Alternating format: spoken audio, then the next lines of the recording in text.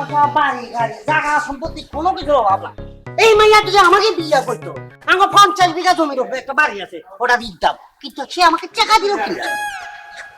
যাই হোক ভাই, আপনার ওই পচা কথাবার্তা বাদ দেন। এখন যে বিষয়টা নিয়ে আমি আপনার সাথে আলোচনা করছি, ভাই আপনি তো সার্বক্ষণিক চোর শাসনের লগে চলাফেরা করেন। এমন একটা সন্ত্রাস, এমন একটা বিখেউজির আমার সন্ধান দিতে পারেন যে দিনে দুপুরে মানুষ ঠিক গেলায় এইরকম একটা মানুষ আমার লাগে। মানে বিঘাস মারাকা সন্ত্রাসী কোথায় কেন? আরে ভাইয়া, আমরা কার সামনে দাঁড়াই আছেন? কইতে পারেননি? হ্যাঁ, আমি একটা বিখ্যাত সন্ত্রাস। আপনি আমার ফ্যামিলি ব্যাকগ্রাউন্ডের নাম হইলেন না, টাকায় দ্বারা মতি দিবেন জানেন? আমার বাবাকে জানেন কচু গাছ কাটতে কাটতে হাতে টাকায় দিতে, আমি সেই বংশের হলা। আমার ব্যাকগ্রাউন্ড সম্পর্কে আপনার কোনো ধারণাই নেই। ধর ভাই, আপনি কার সামনে ব্যাকগ্রাউন্ড বলেন? ব্যাকগ্রাউন্ড কি আমার কম? আমার নাম হলে এখনো কুত্তায় বিলইরে দুধ খাওয়ায়, আর এই মানে আপনি ব্যাকগ্রাউন্ড বুঝাই লইবে? ভাই কথা হইলে আপনি হইলেন চোর শাসক, কিন্তু আপনি সন্ত্রাস হইলেন কেমনে? এই রুম্বাটা আমার মাথায় ঢোকে না। ওরে ভাইয়া, এইটা চুরি চামারি, এটা আমার পুরানা ব্যবসা, বুঝছেন? এটা ছাড়ি দেয়, মাঝে মধ্যে ছাড়ি দেয় আর কি। তবে আটটা একটু লারি সারি থাই, প্রফেশন আগে প্রফেশন আটটা ক্লিয়ার আছে কিনা জানাই থাই আর কি। চুরি চামারি এটা করে চাপ দেব না, কিন্তু সন্ত্রাস হয়েছে আর রক্তের মধ্যে মিশে আছে আর কি। এটা আমার বংশের পরম্পরা, বুঝছেন নি ভাইয়া?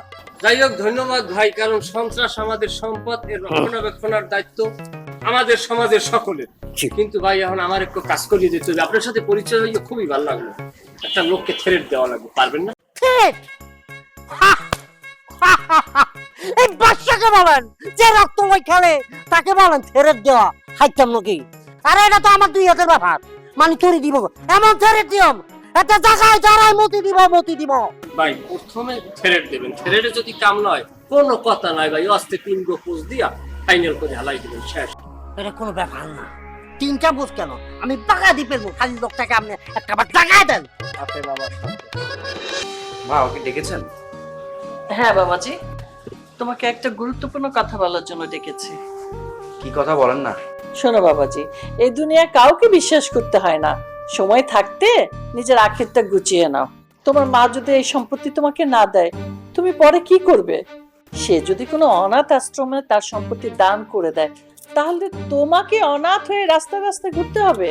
এই আমি লোক মুখে শুনলাম আর কি, তোমার মা নাকি সম্পত্তি দান করে দিতে চাচ্ছে। আমা আপনি এগুলো কি বলতেছেন? এরকম ঘুরায় পেঁচায় কথা বলতেছেন কেন? আমার মতো আমাকে কিছু বলে না এই ব্যাপারে। কি বলবো বাবাজি, তোমার মা হয়তো তোমাকে বাড়ির গুরুত্বপূর্ণ হিসাবে ভাবেই নেই, সেই কারণে তোমাকে বলেন। এখনো সময় আছে, সম্পত্তি নিজের নামে লিখে নাও, তা নাহলে কিন্তু অনেক বড় বিপদে পড়বে। আর শোনো, এই সম্পত্তি যদি ভাগ করো, 2 ভাগে করবে। 2 ভাগে ভাগ করবো মানে?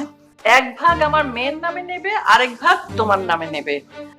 আর যদি সেটা না হয়, সবটাই আমার মেয়ের নামে নেবে। আমার মেয়ের সম্পত্তি মানেই তো তোমার সম্পত্তি, তাই না বাবা? জি আম্মা, আমি ওগুলা সব বুঝছি, কিন্তু কথা হচ্ছে আমি আমার আম্মাকে কিভাবে বোঝাবো, এটা তো আমি আমার আম্মাকে বলতে পারবো না। তোমার মা কি তোমার কথা ভেবেছে যে তুমি তোমার মায়ের কথা ভাববে? আমার তো মনে হচ্ছে তোমার মা তুমি আপন সন্তান না।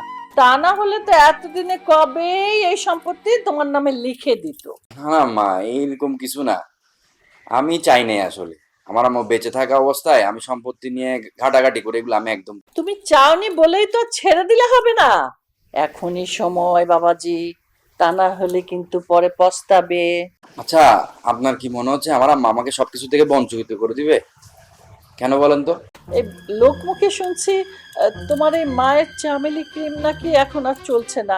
যারাই ব্যবহার করছে তাদের নাকি মুখে ফোসকা পড়ছে, মুখ নষ্ট হয়ে যাচ্ছে।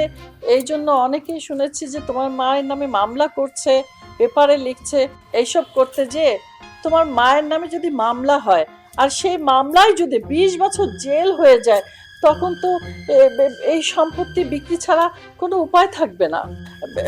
এই জন্যই বলছিলাম বাবাজি, আগে ভাগে এই সব সম্পত্তি তোমার নামে লিখে নাও। এটা কি বললেন আপনি? এটা তো আমি ভাবি নাই। আরে বাবাজি, ভাবোনি, এখন ভাবো, এটা নিয়ে ভাবতে হবে। হাতে কিন্তু একেবারে সময় নেই। এটা তো আমি ভাবি নাই, আপনি তো আমাকে চিন্তায় ফেলা দিলেন। ভালো করে ভেবে দেখো।